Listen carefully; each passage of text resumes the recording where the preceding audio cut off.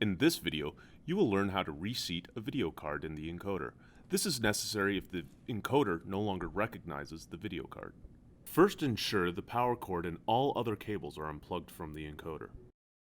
Push the blue tab in the direction of the arrow, then remove the side plate. Locate the video card inside the encoder.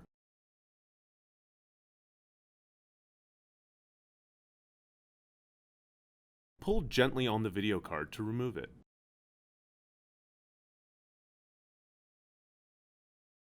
Line up the video card with an open slot and firmly but gently press it in.